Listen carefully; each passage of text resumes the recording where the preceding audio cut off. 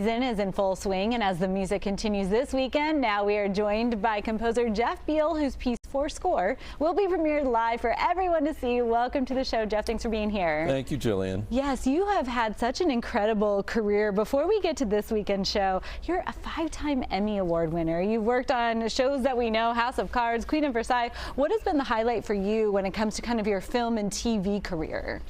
You know, it's hard to top House of Cards, actually. Early on in my career, I did a film that Ed Harris directed called Pollock, about the artist Jackson Pollock.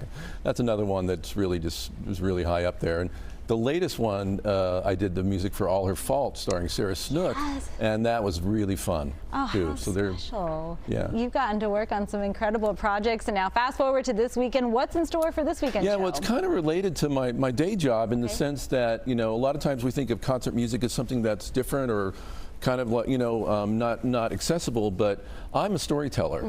And so I've written a lot of classical music, but Leonard Slatkin, who's going to conduct this piece, and I really wrote it for his 80th birthday, also is from Hollywood. So the piece is called Fourscore, and I wanted to sort of bring the language I've used over 30 years of writing film scores into the concert hall. So it's sort of like, you know, the movements are called the hero, the lovers, and the jester, and it's sort of like the hero's journey, a love theme, and then maybe comedy. You know, so like kind of taking those things that we use as dramatists musically and creating a symphony around it. Yeah, and blending them all together. What's your process like for you when you say you write these? Like, where do you start? Where do you begin? You know, it's easier when I do a film because I have the inspiration of the actors and the visual.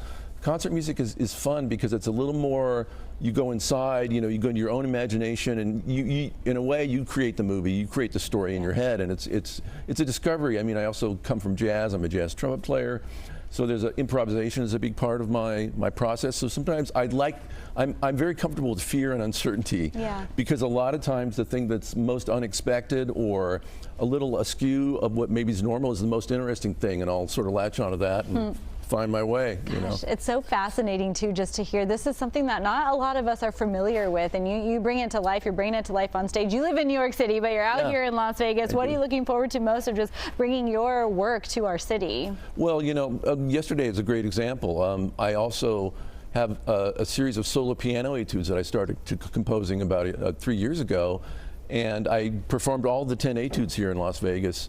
And so that was a really special event because it's much more intimate.